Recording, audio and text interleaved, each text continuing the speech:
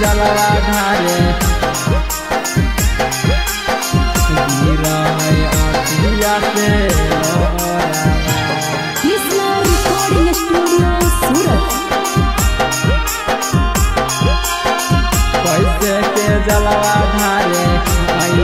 अकेला छोड़िए के पगली बाबा गेलै ससुरारिया ओ यहबै नहीं ओकरो खबरबा छोड़िए के पगली बाबा गेलै ससुरारिया ओ यहबै नहीं ओकरो खबरबा कैसे के जलवा ढारे अकेला हम गिर है अखिया से लोरावा कैसे के जलवा ढारे अकेला हम गिर है अखिया से लोरावा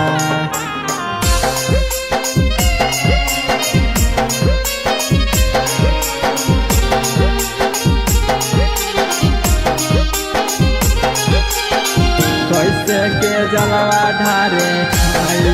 अकेला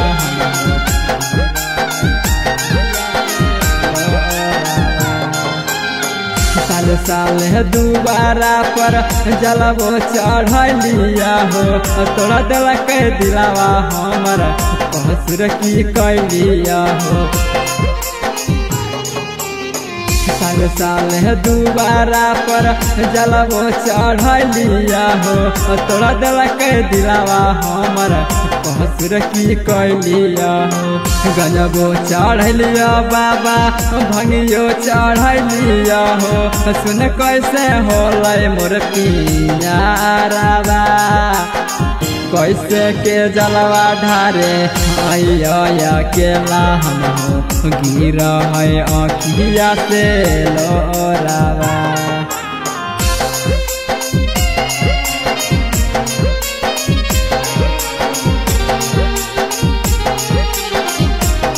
कैसे के जलवा ढारे अकेला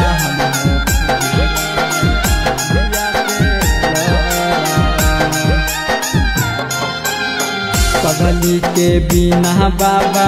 लगे नहीं माना हो दिन रात देखिए ओकरे सपना हो पगली के बिना बाबा लगे नहीं माना हो दिन रात देखिए ओकरे सपना हो सुनील कपिलावा के रोबे नया नामा हो खुश है पियावा के कोरावा कैसे के जलवा ढारे अकेला हम